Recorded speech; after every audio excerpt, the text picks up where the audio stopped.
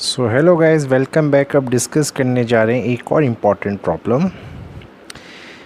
अगर मैं आपसे इंटीग्रेशन मांगूं किसी एक्सपोनेंशियल फंक्शन का और यहाँ पे कोई दूसरा फंक्शन भी गिवन हो, तो इसके लिए एक डायरेक्ट फॉर्मूला है बेटा। अगर कभी आपको किसी एक्सपोनेंशियल फंक्शन के साथ एक फंक्शन दिखे और उसका डिफरेंशिएशन भी अगर आपको दिख जाए, तो directly you can apply this formula. तो आपका डायरेक्टली जो आंसर होगा वो होगा ई की power x into f x plus सी।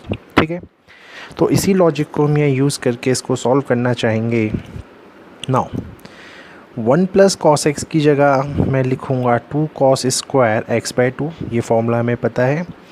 वहीं पे साइन एक्स की जगह लिखा जाएगा 2 sine x by 2 cos x by 2। ठीक है, और 1 का मैं क्या करने जा रहा हूँ, नाउ यू कैन सी ई की पावर एक्स। अब मैं ब्रैकेट में यहाँ क्या करने जा रहा हूँ, बड़े गौर से देखिएगा।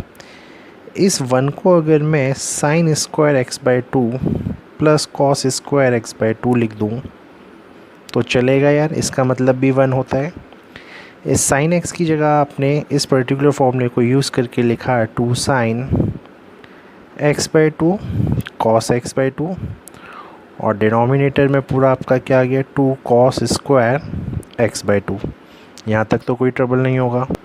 सो अगले स्टेप में अब क्या होगा, मैं इस 2 को अगर कॉमन ले लूँ तो ये 1/2 बनेगा, और ये यहाँ से a square plus b square plus 2ab के हिसाब से a प्लस बी का होल स्क्वायर का फॉर्मूला बनेगा। ठीक है, सिमिलरली अब अगर मैंने हाफ कॉमन ले लिया तो नीचे सिर्फ कॉस स्क्वायर एक्स बाई 2 बचा, और अगर मैं इसको फर्दर देखिए, यहाँ भी स्क्वायर है यहाँ भी स्क्वायर है, अगर मैं इस स्क्वायर को कॉमन ले लूँ इस पार्ट में तो ये sine x by 2 upon cos x by 2 plus cos x by 2 upon में ये आ जाएगा। अब अगर इन्हें मैं अलग अलग सेपरेट करूँ बेटा तो ये बन जाएगा आपका 10x बाई 2 और ये बन जाएगा +1 का whole square.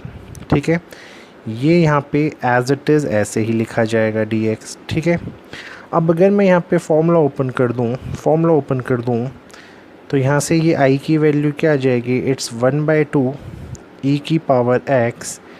This will become 10 square x by 2, this become b square यानी 1 और ट्वाइस ऑफ ab यानी 2 10x बाई 2। यहाँ तक भी कोई ट्रबल नहीं होगा, dx तो एज इट इज़ आएगा ही।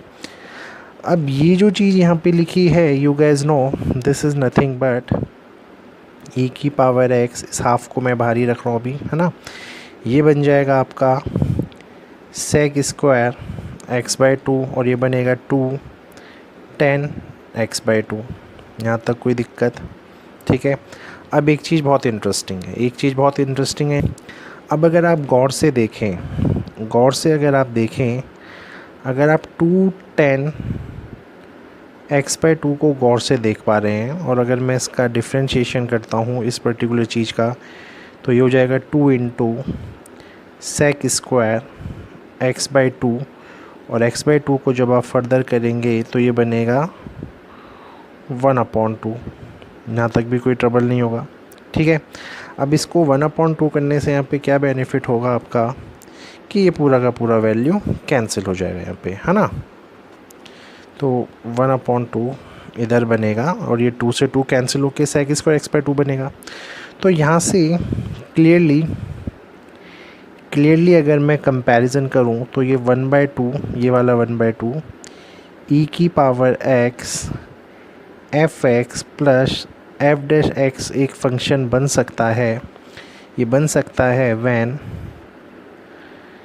अगर आप अपने फंक्शन को 2 10x बाई 2 बोलें तो कहीं ना कहीं इसका differentiation you can see sec square X by 2 दिख रहा है। ठीक है, तो इसी प्रॉपर्टी के हिसाब से आपका जो आंसर होगा, जहाँ पे हमने by using this particular property can we say the answer is 1/2 is still outside, then the answer is e की पावर x, और एफ एक्स की जगह कौन आ जाएगा बेटा 2 10x, तो 2 इंटू 10x बाई 2 प्लस का c, यहाँ पे 2 से 2 cancel and your resultant answer, and the resultant is e की power x into 10x by 2 plus c।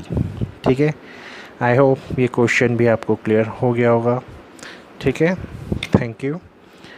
और इसको मैं थोड़ा हाईलाइट कर देता हूँ आपके लिए। ये भी एक इम्पॉर्टेंट क्वेश्चन था।